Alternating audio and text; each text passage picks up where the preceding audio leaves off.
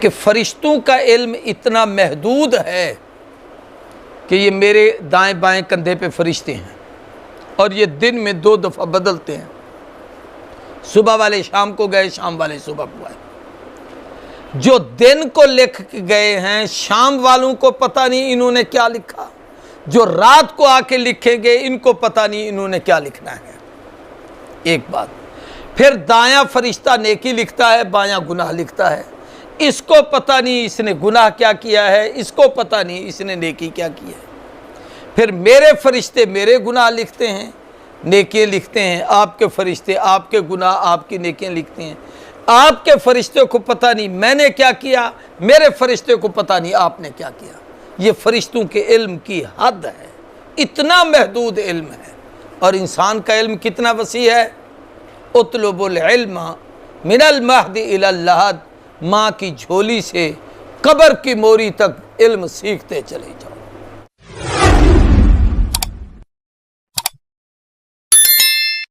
اب اگلی آیت میں انسان کو جو وجہ فضیلت دی گئی، امتیاز انسانیت، جس وجہ سے انسان فرشتوں سے بھی اونچا بنا، وہ غالباً اقبال کا ہی شعر ہے یا کس کا، کہ فرشتہ مجھ کو کہنے سے میری تحقیر ہوتی ہے، میں مسجود ملائک ہوں مجھے انسان رہنے دو۔ فرشتہ نہ کہو تم میری توہین کر رہے ہو، فرشتے تو انسان کی خدمت پہ مامور ہیں۔ حدیث میں آتا ہے یہ حفاظ چلتے ہیں ان کے پاؤں تلے فرشتے پر بچھاتے ہیں۔ اب ہم چلتے ہیں ہمارا رزق لے کے چلتے ہیں، دائیں بائیں ہمارے کندھوں پہ نیکی اور بدی لکھنے پر مامور ہیں۔ فرشتے آپ کو رزق لے کر آپ کے پاس آتے ہیں، بارش ہو ایک ایک قطرے کو زمین پہ پہنچاتے ہیں، وہ تو آپ کی خدمت پہ لگے ہوئے ہیں، آپ تو بہت اونچے ہیں۔ تو اللہ تبارک و تعالیٰ نے آدم علیہ السلام کو جو عظمت دی، اس عظمت کو واضح فرمایا علم آدم الاسماء، اللہ نے آدم علیہ السلام کو نام سکھائے۔ جو انسان کی فطرت اور طبیعت کی ضرورت کی چیزیں تھیں ان سب کا علم اللہ نے انسان کو دیا۔ مثال کے طور پر ہم انسان ہیں، ہماری ضرورت سردی بھی ہے گرمی بھی ہے، گرمی ہے تو پنکھا بھی ہے، رات ہے تو ہمیں لائٹ کی بھی ضرورت ہے، پیاس ہے تو پانی کی بھی ضرورت ہے، بھوک ہے تو کھانے کی بھی ضرورت ہے، جناب برودت حرارت گرمی اور ٹھنڈک ہے تو ہمیں لباس کی بھی ضرورت ہے۔ یہ ہماری ضرورت کی چیزیں ہیں، اور جو آدمی کی ضرورت ہوتی ہے، ضرورت ایجاد کی ماں ہے، اس کے نام بھی ہوتے ہیں۔ اب یہ نام انسان کی ضرورت تو ہیں، فرشتوں کو کبھی بھوک لگتی نہیں کہ وہ پانی اور روٹی کا نام لیں، ان کو کبھی بیوی بچوں کی ضرورت نہیں کہ وہ بیوی کا نام یا بیٹے کا نام یا اولاد کے نام رکھیں یا اس قسم کی کوئی چیزیں کریں۔ تو یہ انسان کی ضرورت تھی، تو جس کی جو چیز ضرورت ہوتی ہے وہ اسے حاصل بھی کرتا ہے۔ اس لیے یہ علم اللہ نے انسان کو دیا، فرشتوں کو نہیں دیا۔ جب انسان کے پاس یہ علم آ گیا تو اللہ نے وہ سارا علم اس کو سکھا دیا۔ اب وہ جو فرشتوں نے کہا تھا کہ ہمیں بنا ان کو نہ بنا، تو اللہ نے ان ساری چیزوں کا نقشہ فرشتوں کے سامنے کر کے کہا انبئونی باسماء ہؤلاء ان کنتم صادقین، بتاؤ یہ کیا چیزیں ہیں، ان کو کیا کہتے ہیں۔ اب انہیں کبھی ضرورت پڑی ہو تو کہیں یہ ساگ ہے، یہ بھنڈی توری پکی ہوئی ہے، یہ گوشت ہے، یہ پانی ہے، یہ شربت ہے، یہ چائے ہے، وہ ان چیزوں سے ہیں ہی پاک۔ تو انہوں نے کہا لا علم لنا الا ما علمتنا، ہمیں تو کوئی پتہ نہیں۔ اب جب فرشتوں نے کہا ہمیں پتہ نہیں، تو علم سکھایا اللہ نے آدم کو۔ فرشتوں کو اللہ سکھاتے تو وہ بھی بتاتے، لیکن ان کو سکھایا اس لیے نہیں کہ وہ ان کی ضرورت کی چیز نہیں تھی، ان کی فطرت میں نہیں تھا، تو اس لیے ان کو نہیں سکھایا۔ اب فرشتوں کو کہا مجھے بتاؤ یہ کیا ہیں، تو فرشتے رب کے سامنے کچھ نہ بتا سکے۔ اب اللہ نے آدم علیہ السلام کو فرمایا انبئہم باسمائہم، اے آدم تو ان کو ان کے نام بتا۔ تو آدم علیہ السلام نے ایک ایک چیز فر کر کے بتا دی۔ اب جب آدم علیہ السلام نے بتا دی تو اللہ نے فرمایا کہ دیکھو میں نے تمہیں نہیں کہا تھا کہ میں غیب آسمانوں اور زمینوں کا جانتا ہوں، تمہیں پتہ نہیں ہے۔ اب یہ چیزیں انسان نے سکھائی ہیں تمہیں اس کا پتہ نہیں۔ علماء کہتے ہیں کہ انسان کی وجہ فضیلت، امتیاز فضیلت جو ہے وہ علم ہے۔ یعنی آپ یہ سمجھیے کہ فرشتوں کا علم اتنا محدود ہے کہ یہ میرے دائیں بائیں کندھے پہ فرشتے ہیں اور یہ دن میں 2 دفعہ بدلتے ہیں، صبح والے شام کو گئے، شام والے صبح کو آئے۔ جو دن کو لکھ کے گئے ہیں شام والوں کو پتہ نہیں انہوں نے کیا لکھا، جو رات کو آ کے لکھیں گے ان کو پتہ نہیں انہوں نے کیا لکھنا ہے۔ ایک بات، پھر دایاں فرشتہ نیکی لکھتا ہے، بایاں گناہ لکھتا ہے، اس کو پتہ نہیں اس نے گناہ کیا کیا ہے، اس کو پتہ نہیں اس نے نیکی کیا کی ہے۔ پھر میرے فرشتے میرے گناہ لکھتے ہیں، نیکیاں لکھتے ہیں، آپ کے فرشتے آپ کے گناہ آپ کی نیکیاں لکھتے ہیں۔ آپ کے فرشتے کو پتہ نہیں میں نے کیا کیا، میرے فرشتے کو پتہ نہیں آپ نے کیا کیا۔ یہ فرشتوں کے علم کی حد ہے، اتنا محدود علم ہے۔ اور انسان کا علم کتنا وسیع ہے۔ اطلب العلم من المہد الی اللحد، ماں کی جھولی سے قبر کی موری تک علم سیکھتے چلے جاؤ۔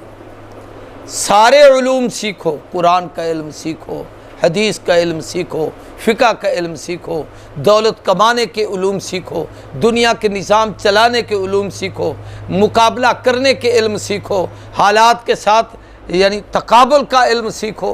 یہ سارے علوم انسان کی ضرورت ہیں، یہ انسان سیکھے۔ تو علم کی وجہ سے اس کو خلافت ملی۔ اس سے ایک مسئلہ اور بھی سمجھ آیا کہ حکمران دولت مند نہ چنا کرو، علم والا چنا کرو۔ ہم اس کو اس لیے ووٹ دیتے ہیں کہ یہ ماشاءاللہ شہر کا بڑا سرمایہ دار آدمی ہے، ضرورت پڑے گی اس کے پاس جائیں گے، کام پورا کر دے گا، یہ سب سے بڑا قاتل اور دشمن ہوگا۔ تمہاری ضرورت وہ پوری کرے گا جس کے پاس علم ہوگا کہ علم کی روشنی میں تمہارے حالات کو کنٹرول کرے گا۔ تو اللہ تبارک و تعالیٰ نے انسان کو فضیلت دی علم کی وجہ سے۔ اب یہاں ایک مسئلہ سمجھ میں آیا کہ انسان کی تخلیق کے بعد سب سے پہلا مشغلہ وہ حصول علم ہے۔ اس لیے آدمی جب پیدا ہوتا ہے تو سب سے پہلے ماں باپ اس کو بولنا سیکھتا ہے تو اسے کچھ سکھاتے ہیں، چیزوں کے نام یاد کرواتے ہیں جو اللہ نے آدم کو یاد کروائے تھے، تو یہ بولنا سیکھتا ہے۔ تو ایک تو انسان کا مشغلہ ہے سیکھنا، پھر اس سیکھنے کو آخر وقت تک لے جائے اور ساری زندگی دین سیکھتا رہے، سکھاتا رہے، سمجھتا رہے، سمجھاتا رہے۔ تو پہلا مشغلہ حصول علم ہے۔ دوسری بات یہ ہے کہ سب سے پہلا عمل جو اللہ نے انسان کو عطا فرمایا ہے وہ یہ ہے کہ اللہ نے انسان کو بنایا استاد اور فرشتوں کو بنایا شاگرد۔ آدم کو کہا ان کو سکھاؤ، تو آدم علیہ السلام نے ان چیزوں کے نام بتائے۔ اب فرشتے بن گئے شاگرد، آدم علیہ السلام بن گئے انسان۔ اس سے ایک مسئلہ اور سمجھ میں آیا کہ شاگرد کتنے ہی نیک، متقی، پرہیزگار، باعظمت کیوں نہ ہو، استاد کا مقابلہ نہیں کر سکتا۔